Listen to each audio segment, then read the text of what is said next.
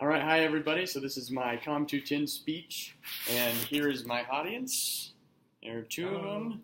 There's another one, and 4 and 5. All righty. So I'm going to go ahead and get started here. So my first question is, do all of you guys know where Purdue University is? Yeah. Okay, so we know that that's in West Lafayette, Indiana. I think that's pretty commonplace, but what a lot of people probably don't know is much about the city right across the river from it, and that's where I'm from. That's Lafayette, Indiana.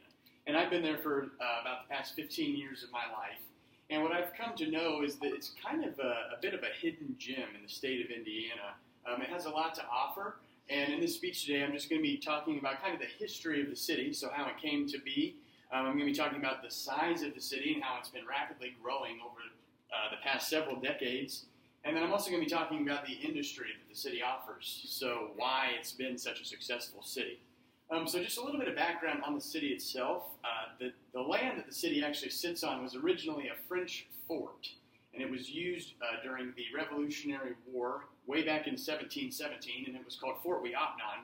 And now that land is actually used every year for a festival called the Feast of the Hunter's Moon, and it kind of reenacts the time period and gives people a little taste of what it was like to be on that land all those years ago.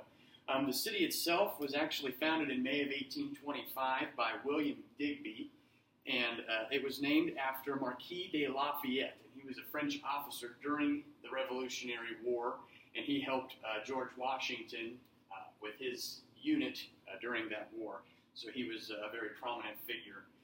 Just a few fun facts about the city itself. Lafayette was actually home to the first air mail delivery, and that took place back in the mid-19th century.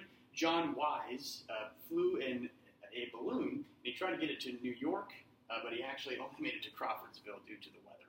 But it was still the first one nonetheless.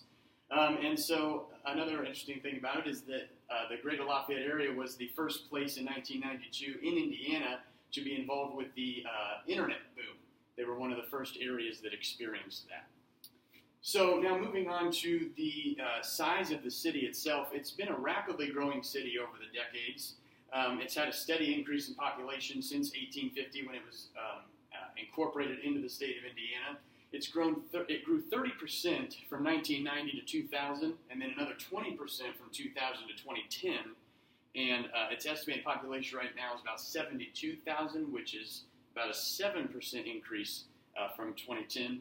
It's currently the 8th largest city in Indiana, and one of the reasons that it is so successful and so populous is because of the wide array of industry in the city. So it's home to a lot of different companies. Some of the biggest ones are Caterpillar, which is a producer of large diesel and natural gas engines. Alcoa is a major aluminum producer in the area, and Wabash National is the largest manufacturer of semi-trailer trucks, and they have a center in Lafayette.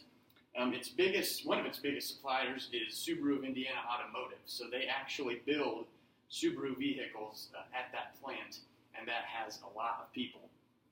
A couple places that have been incorporated into the area more recently, Nanshan is another aluminum provider, and GE, which is an aviation creator, is also new to the area. So the industry just keeps coming.